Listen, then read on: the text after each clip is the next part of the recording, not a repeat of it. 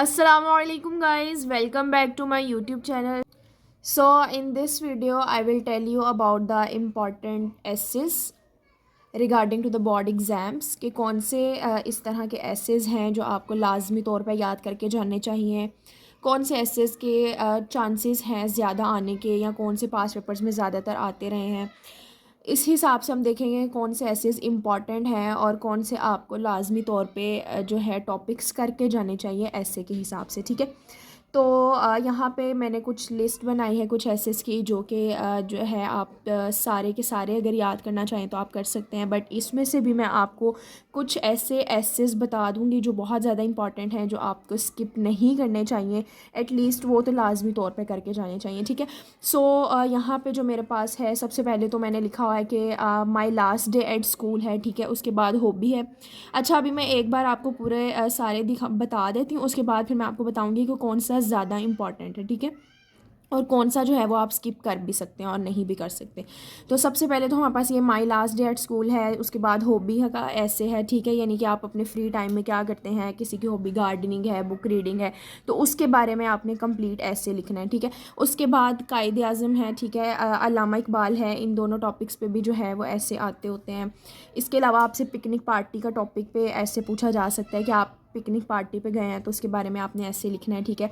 माई ambition जो है यानी कि आपका क्या एम है लाइफ में, क्या गोल है, आप क्या अचीव करना चाहते हैं उस बारे में आप लिखें, ठीक है।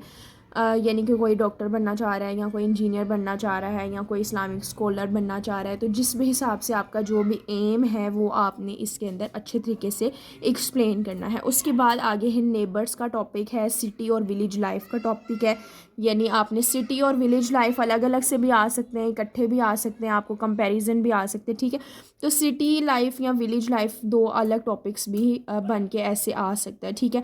उसके बाद माई हाउस है, माई स्कूल है, कर्टेसी का ऐसे है, my best friend my best teacher का ऐसे है, ठीक है। उसके बाद आगे आ जाता है हमारे पास स्पोर्ट्स एंड गेम्स है, मैच है, यानी फॉर एग्जांपल कोई मैच हुआ है आप देखने गए हैं तो अब आपने उस मैच का आंखों देखा हाल जो है वो लिखना है, ठीक है।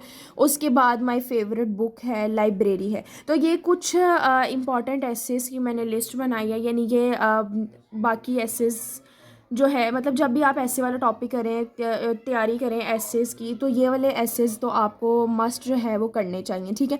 अब बात आती है कि फॉर एग्जांपल अगर आपने सारा साल अच्छी तैयारी मतलब नहीं की या आपको एसेस वाले पोर्शन की सही तरीके से तैयारी नहीं है या एसेस याद करने में मुश्किल होती है, तो फिर ऐसे कौन से टॉपिक्स हैं जिनको आपको मस्ट कर लेना चाहिए, उनको स्किप नहीं करना चाहिए। तो इस पूरी लिस्ट में से भी मैं आपको बता देती हूँ कि कौन से बहुत ज़्यादा इंपॉर्टेंट है और कौन से जो हैं वो आप स्किप कर सकते हैं। तो सबसे पहले तो ये जो my last day at school है, तो इसको तो मैं प्रेफर आपको यही करूँगी कि आपने ये वाला ऐसे करना है, ठीक है।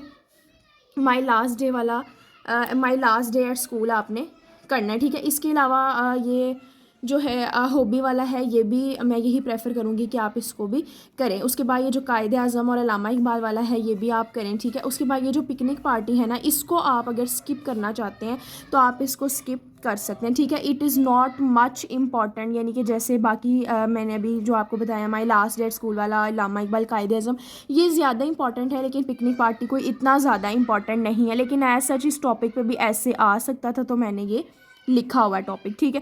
उसके बाद अगर हम आगे बात करते हैं माई एम्बिशन की, तो ये इम्पॉर्टेंट है, ठीक है।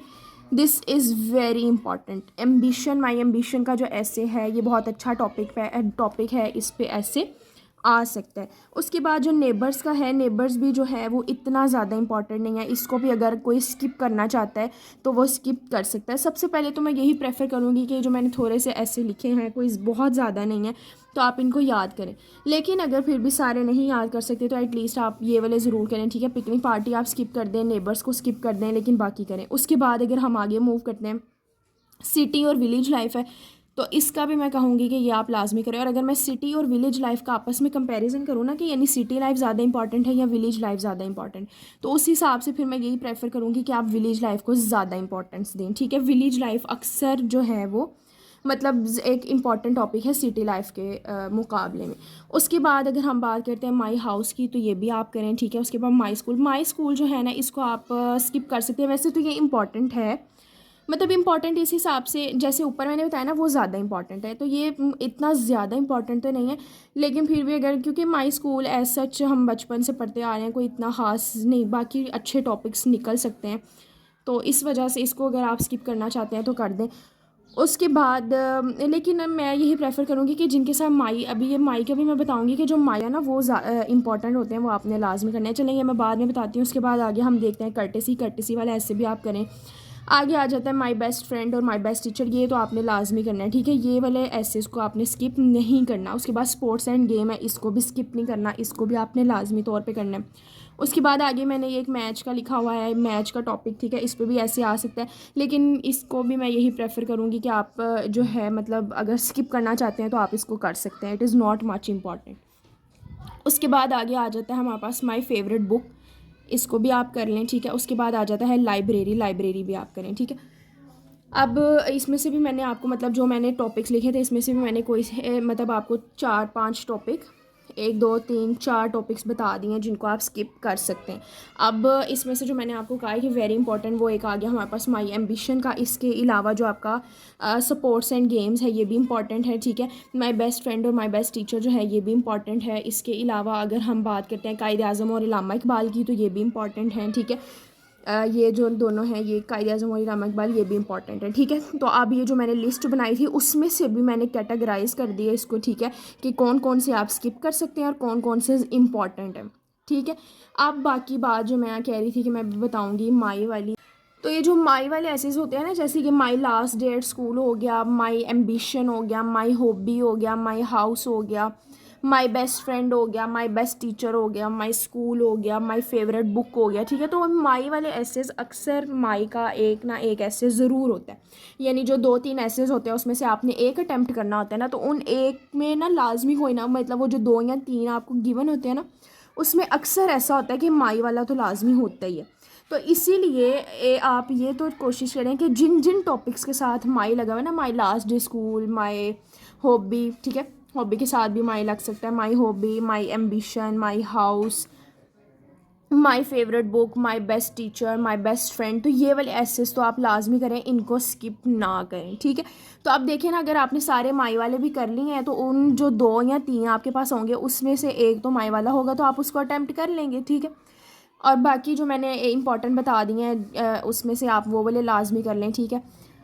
और इस तरह से आपकी जो तैयारी है वो अच्छी तरह से हो सकती है, ठीक है। तो मोस्ट ऑफ़ द स्टूडेंट्स को ये वाला पोर्शन अगर मुश्किल लगता है कि बहुत लंबा ऐसे हम कैसे याद करें, या कुछ की अगर सेल्फ़ राइटिंग चले, जिनकी तो सेल्फ़ राइटिंग अच्छी होती है उनका ये पोर्शन अच्छे तरीके से हो जाता है, क्योंकि सेल्फ़ राइटिंग जो है वो बहुत हेल्पफुल होती है एसेस वगैरह लिखने में, ठीक है। तो जिनकी तो सेल्फ़ राइटिंग अच्छी नहीं है और उन्होंने रट्टा मारना है, याद करना है, तो ज़ाहिर है उनके लिए तो इतने ज़्यादा टॉपिक्स को अलग से याद करना, फिर उनकी कोटेशंस को याद करना मुश्किल होता है। तो फिर वो एटलीस्ट ये वाले तो जिनको मैंने इंपॉर्टेंट लिखा है ये वाले एसेस तो लाजमी करके जाएँ, तो इंशाल्लाह Allah will help you. Hope so you like the video. If you like the video and wanna watch more videos like this, then subscribe my channel. Allah Hafiz.